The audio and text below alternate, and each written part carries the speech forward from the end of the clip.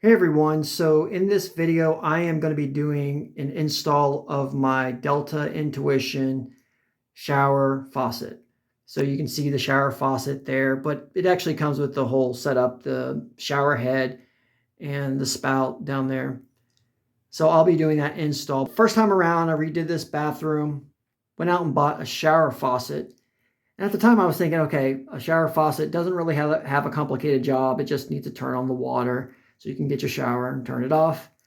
And so I just thought, hey, I'll just get the cheapest one. And so at the time it was like a $109 Moen shower faucet. And then I learned that was a mistake to go with the cheapest one because the Moen shower faucet, at least the lower end one, just didn't allow enough hot water for you to get a comfortable shower. It had an adjustment on it to increase the flow of hot water, but I maxed that out and it didn't change a thing. And then the second problem is when it started leaking. There are shower faucets that are pretty straightforward. If they start leaking, you pop them out and you replace some gaskets or some O-rings or something like that. But the Moen valve was very compact. It just wasn't an easy fix to get it to stop leaking. So finally I realized, okay, I need to go out and get this replaced. So I thought I learned my lesson, and this time I went out and I bought the most expensive one. And so this is a Delta Intuition.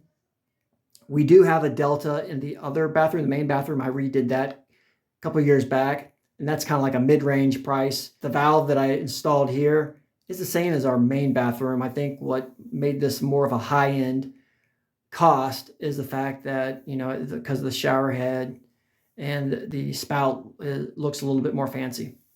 But I think it's essentially the same valve that we installed in our main bathroom, which is also a Delta. Now, the problem in our main bathroom with that Delta valve, while it does allow you to get a nice hot shower, it has very low flow. But this one, for as much as I paid for it, I think it should have higher pressure. It has an acceptable amount of pressure. It's good, but you know, for as much as I paid for it, I think I wish it had more pressure. So that's just something to keep in mind when you're making an expensive purchase. You know, for the Delta Intuition, it may not have a lot of pressure, might not be enough for you, but it is acceptable. And I don't know if Delta does that because maybe there's some type of government regulation that requires a certain amount of flow. But either way, I am happy with it. It looks good. I like the fact that the shower head has a hand shower. You can pop that off so you can have both the shower head and the hand shower going at the same time. So that's kind of cool. So again, you can have a nice hot shower with this one. It solved my problem with the leak, and any future leak should be an easy fix. And I will say that the Delta in the other bathroom, which is several years old, it's yet to have a problem with leaks. It's just, I would prefer to have more pressure coming out of the shower head. So if you stay tuned to this video, you can see how I installed this. Please note, I am not a licensed plumber. I'm just a home do-it-yourselfer. Might just be good to get a licensed plumber to come in and install it for you. But if you are going to do it yourself, you might be able to learn from what I did.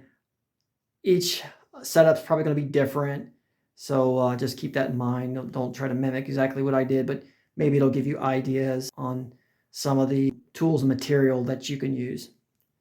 So I'll go ahead and get into the install. We're going to go ahead and replace it. To do that, I'm going to have to go to the other side of this wall and work on it from there. And so this is the other side of my shower.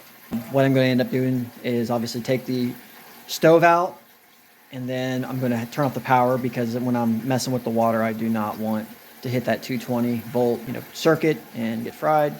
So shut that off and I can work from there. Before I can access the back of the valve so I can remove it, I need to cut up into the drywall higher so that I have access.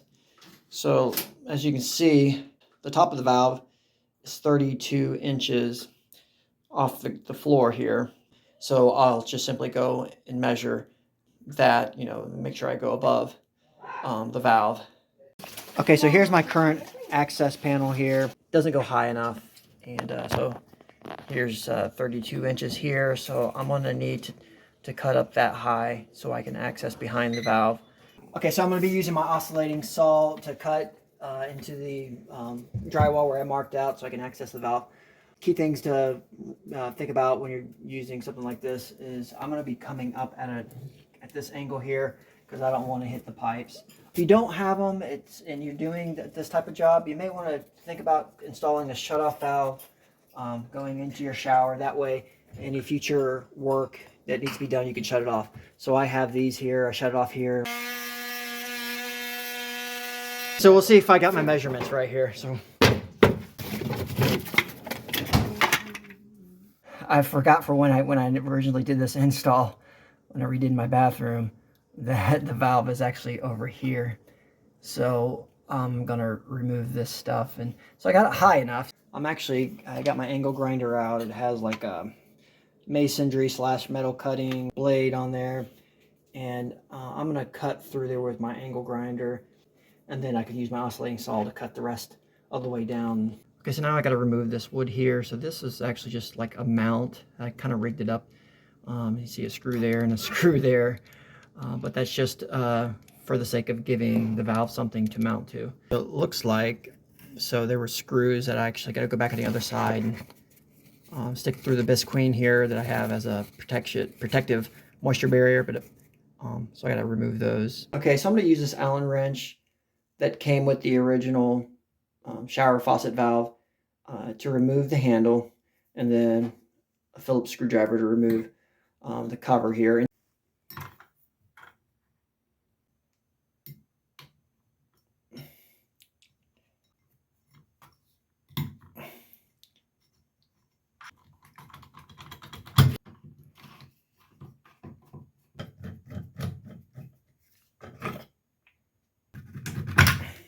That screw is right through here, so I'll go ahead and remove it. I'm sure there's another one down here.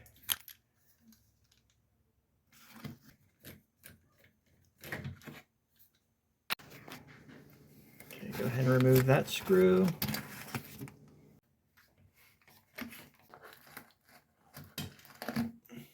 Okay, now that I got both of those screws out, you can see there's some give there on the valve. The water pipes are still holding it. Okay, so I now have access to remove the valve. This may be the part number right here.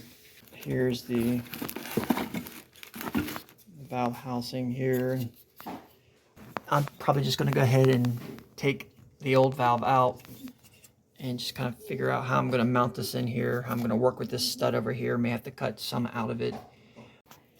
Okay, one thing I want to point out is that my plumbing right here looks rather confusing because not only am I dealing with the water lines going into the shower, but this is for the kitchen and other lines that goes on into the sink, into the bathroom. Ignore all this part of it, but I'm just gonna get it to a point where it's ready for the new valve.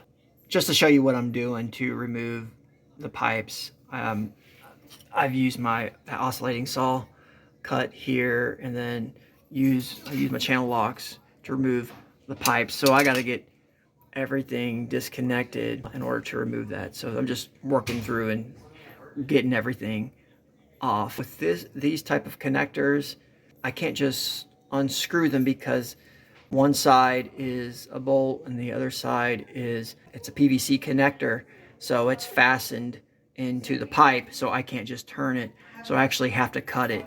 So I'll get all those removed so I can make some room for this new valve and start trying to figure out how I'm going to go about getting it installed. I'm going to go ahead and remove the spout because I realized that the pipe going down to it, I need to free it up, so I'll get the spout off. That way it's easier to remove that pipe connecting it to the valve. And to remove it, I'll see if I can just twist it off.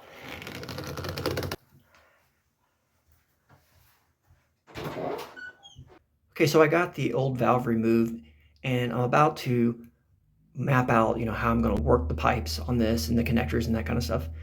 But before I do that, I just want to get the new valve in place. Now to do that, so this plastic guard here, this has to be flush with the wall. So as you can see, this square plastic guard doesn't currently fit in this round holes. I went ahead and marked it up. I got my angle grinder, so I'm just gonna eat through that.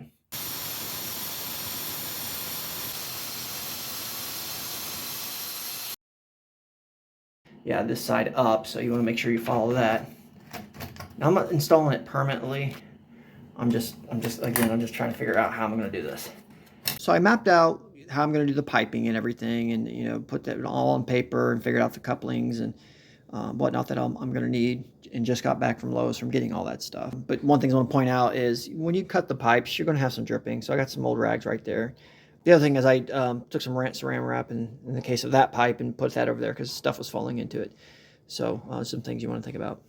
Okay, so some of the things that I bought, I just kind of want to point out how I'm going to go about doing this. So if you're not familiar with these shark bits, these are great because it just allows you to, it's got these openings here to where you just slide them onto the pipe, you know, that kind of pop in there, and you're able to disconnect them as well. So it just makes for, instead of using, you know, couplings and glue, you just use this. So for connecting to the shower faucet valve, I got 4 of these couplings here that allow me to connect this female connector onto those male connectors. And then the other side, I can easily just pop in some flexible 1/2-inch Plex pipe. So it's going to make it to where I can make this work in that tight space down there. Okay, so what I'm going to do now is prepare the valve housing here. Go ahead and get these shark bite couplings on here. Obviously, female connection to male connection. I'll use Teflon tape. Okay, I wrapped it about 4 times clockwise, and I'll go ahead and get the coupling on there. You're not gonna be here? I'll be here. Okay, so there's what it finally looks like, and now I can put it in place and start working the connections into it. The first side I'm going to connect into is this left side here. This side's kind of tight. I can't get in there, and so I'm just going to go ahead and I'm essentially going to make a pipe going in, hit an elbow, hit another elbow, and come back out. That way I can tie it into the water line. And then I could just simply insert that in. Got PEX piping here that I'll use to connect that. The reason I'm using that is just I want a little flexibility for getting back in there. This is more flexible than the CPVC. And the one advantage of using a shark bite when connecting to these valves is that if I use CPVC with a glue joint, then you can't tighten it. With PEX, you know, inside of the shark bite coupling, it can turn. So you can just twist it in place and it's still sealed. I've been using my oscillating saw to cut my pipe, so I'm going to go ahead and cut that and get that in place. Okay, so I got all the plumbing done back here. Again, your situation's probably not going to be as complicated because you probably just have the shower plumbing behind your shower. As you can see, I got the shark bite couplers tied in, and with the Plex, just I use them up against the shower faucet valve, just thinking maybe they'll give me a little bit of flex as I was trying to work the pipes and get them all connected in. They didn't really have that much more give when you're talking about these short pipes here. I'm gonna go ahead and get the shower side put together before I turn the water on. Okay, so I'm gonna start out by taking off this cap here. Then I'm gonna stick this valve in, hot side going to the left. If you see, there's a little plastic arrow here. There's a notch where that arrow fits in perfectly. So you want to make sure you push it in all the way to the end. But to get it there, it takes a little bit of pushing. Now I'll throw this cap back on here. Now that the valve's in place, I'm going to take this valve cover and O-ring. So you're going to put that O-ring down in there, and I'm going to throw that on here. And take the cover here and slap it on there. It's got some foam around it that kind of helps seal it. So, and then there's larger screws, kind of easy to spot.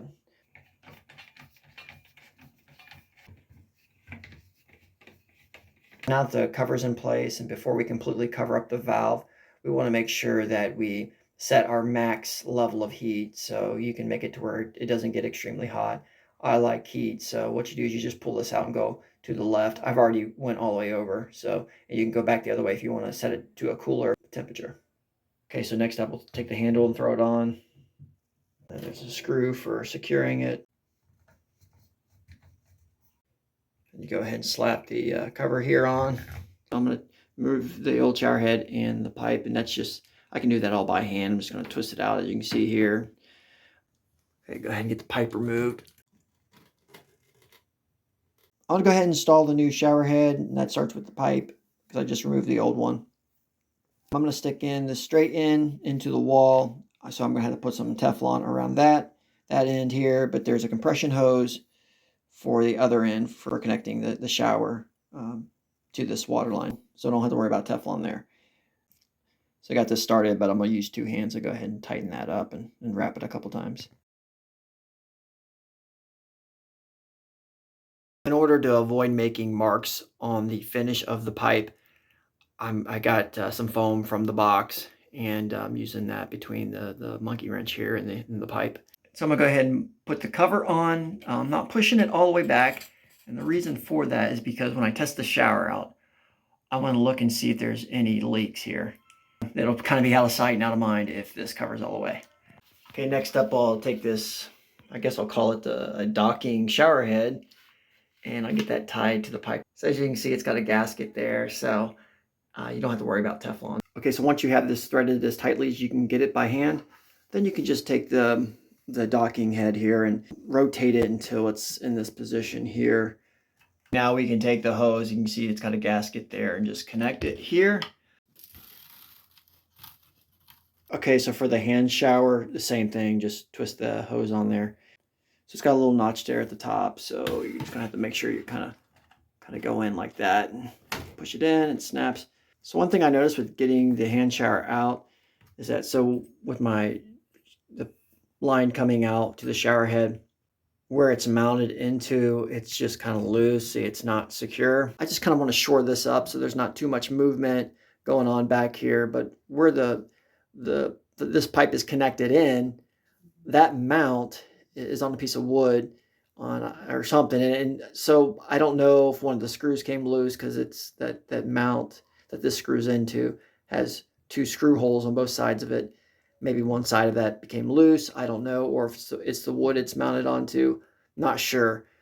So what I'm going to do is just pump this construction foam in here and just see if it shores it up. So one leftover piece that I had was what turns out to be a spacer. The diagrams are not consistent across the board because they're covering different products. That should sit in here behind the washer that I inserted. But I don't think it's hurting anything by not putting it in there. Might make this handle more flush with this. There's a gap right there, but I don't feel like taking it apart. So I'll just keep this on standby. If I ever do take it apart, maybe I'll throw it in there. So I'll throw some Teflon onto both sides of this and stick it in the wall. All right, so I got that Teflon on there. Go ahead and throw it in here. Okay, now I'm going to take my channel locks and tighten this, and you don't have to worry about the finish on this one. It's a little tricky getting the channel locks to tighten it really good when the pipe's real short like that, because you don't want to tear into the threading. So kind of how to keep it tight against the tile. But I'll go ahead and put on this thingamajig bob here and try to get that as tight as I can. I'll throw the channel locks on there and tighten that from here. Okay, so that worked out pretty good, because as I tighten this down, I'd also tighten the pipe nipple. So before I put the spout on, notice the gasket here. So that tells me that this is going to close off water. I don't have to worry about Teflon here. So we'll go ahead and throw the spout on.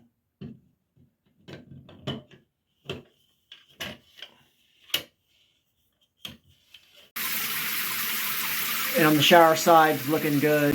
Both the hand shower and the shower head spray at the same time. Let's see here. So yeah, this knob back here just kind of lets you change it up. Let's see here.